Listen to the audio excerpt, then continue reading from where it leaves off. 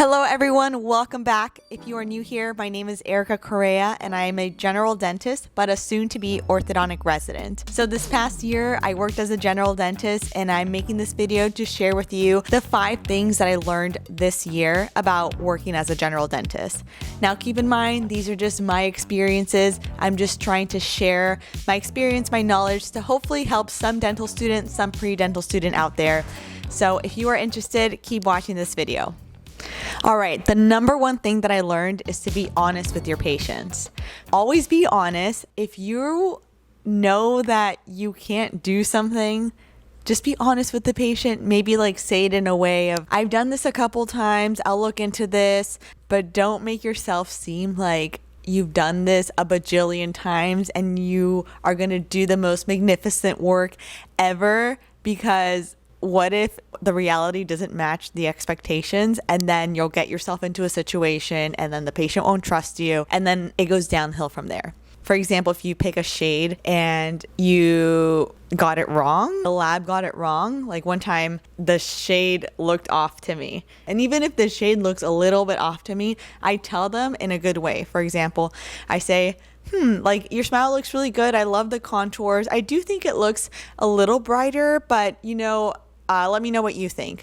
So I do let them know what I think. And I've only had a patient change their shade once and I agreed with them. I thought the shade was off. I shade matched it again and took photos this time and sent the photos to the lab, and then they got it right the next time. Definitely be honest with your patients and they'll appreciate it. They pay a lot of money for these crowns and for the dentistry that you provide to them. And then if you're honest, they'll sense it and they will love you and they will keep coming back and your days will go smoothly. Also, if something goes wrong, for example, I had a partial denture that I was doing and I swear I had to send it back to the lab so many times, but the patient knew that I was trying my best.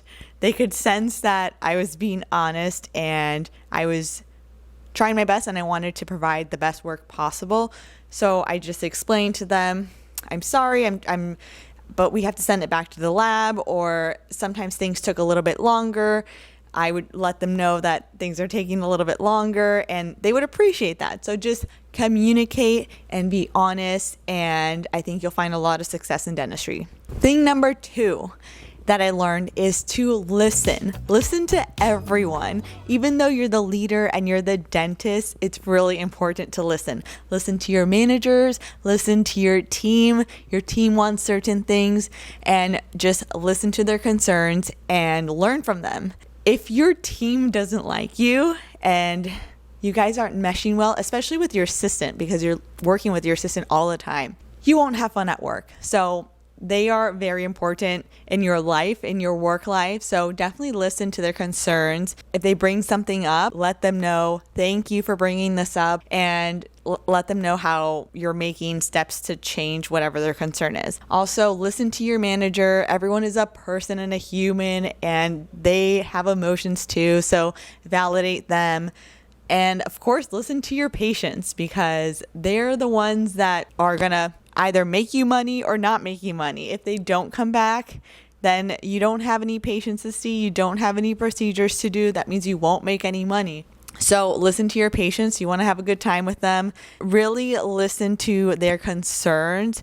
Make sure you write down and note their chief complaint. If they only want to fix one little thing, don't try to fix everything. If they're only interested in one little thing, of course you have to educate them about everything else, but validate them and make sure that you heard their main concern. All right, thing number 3 that I learned this year is to lead by example. What I mean by that is be a kind person. Come into work with a smile. Don't come into work with a coffee in your hand. If you're coming in late, for example, always come in early and lead by example. Ask your front desk how their morning is going. Always be kind and open. Just do normal kind things that you're supposed to do. That's what I mean by leading by example. You also have to remember to keep your personal life and your professional life separate. So if something's going on in your personal life, you shouldn't be sharing it as a leader in your professional life, because they'll feel the energy, So if your personal life is really not going well and they ask you, how's it going? Like, how's your weekend? And something really didn't go well. You can't say like it was horrible. Think of something positive that you did and share that instead, because you're building this energy and you're building this culture for your office. Thing number 4 that I learned this year is to ask for help when you need it. So you may feel like you don't have any help or anyone there to ask, but there is always someone to ask. So in my situation, I was the only dentist that worked at my office. I had one assistant, I had one dental hygienist at a point in time, and an office manager and a front desk. So I had the whole team, but I was the only dentist. So if I had a clinical question, if I had a question on a radiograph, I still had to ask people. So I had a mentor doctor. So if I had any doubts, any questions, I would ask her, or I would send her the radiograph and then she would give me her opinion. If I was with a patient even, and I had a concern, I was restoring an implant, I was using the screwdriver to remove the healing cap, I believe, and like I couldn't get the screwdriver to, like, it wasn't working. I had the wrong part, of course, but I didn't know like which part to order. So I put the patient up and I said, like, just give me a second, I'll be right back. And then I went into my office and I texted my mentor doctor and she helped me out. I've done this a couple times too. Like, we use the iTero to scan, and at one time I didn't know what to put on there, like if I was scanning an implant. So I just said, I'll be right back. I texted her really fast. Sometimes I would call her and she would help me out. So I don't know how I would have done my year without people helping me. And people are there to help and people want to help. Another time, like in the very beginning of this past year of me working as a general dentist, I was doing an extraction and the tooth broke. And that was like one of my first days working as a general dentist. I made sure that the patient wasn't in pain or anything. I tried my best to get the like 1/3 of the root out, but I couldn't. I tried my best. I sat the patient up. I went to my office. I called an oral surgeon that I referred to, and he answered and he walked me through like what I should do. He said basically like it's okay, the patient won't feel any pain because most of the tooth is already out. But basically he said he'll take care of it like the next day. So he got me out of a situation without being in the office. And I went back and I told the patient, I was very honest, but of course I was very lucky that the patient was receptive and trusted me to take his tooth out, even though I struggled with it and couldn't get the 1/3 out. But before starting the procedure, I was very honest with the patient as well. And he was in so much pain and wanted me to try. Moral of the story: make connections with specialists such as oral surgeons, endodontists, other dentists, because you can still ask them for help and they will still help you. We're a community of dentists here. It's a small community and you have to get to know these people because you're going to need them, and you should also help them when you are able to help them.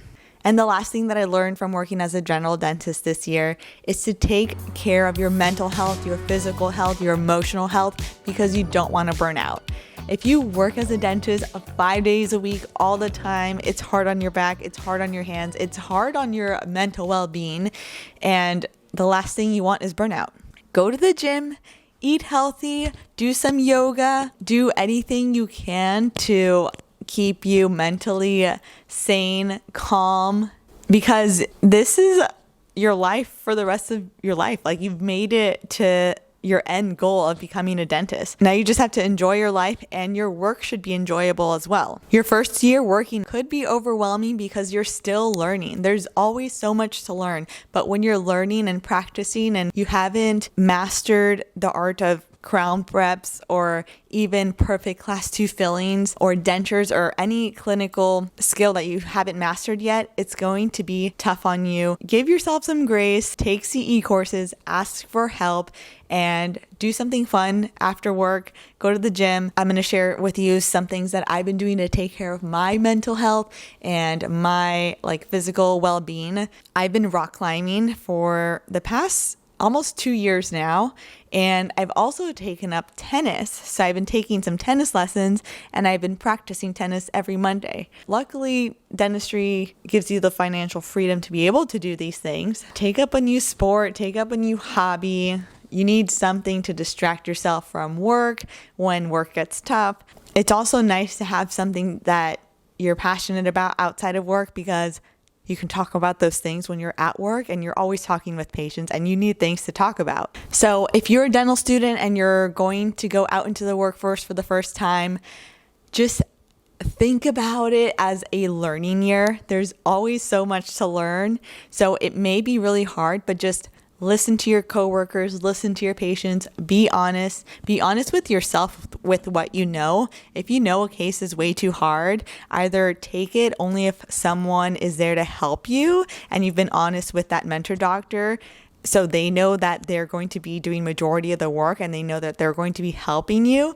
Or be honest with yourself and refer that case out, because you don't want to get yourself into trouble. It's stressful if you get yourself into trouble. So just avoid it. Know your boundaries, know your limits, and have fun, because dentistry could be very rewarding, and it is rewarding. That's probably why you went into the dental field. You get to create smiles, you get to make real differences in patients' lives. That being said, I'm so happy that I'm no longer going to be doing general dentistry, but instead I'm going to be pursuing my dream of becoming an orthodontist. So from now on, hopefully all the videos you'll see are related to orthodontics and ortho residency. So if you have any questions about ortho, please drop them in the comments down below. Thank you guys so much for watching this video. I'll see you in the next one.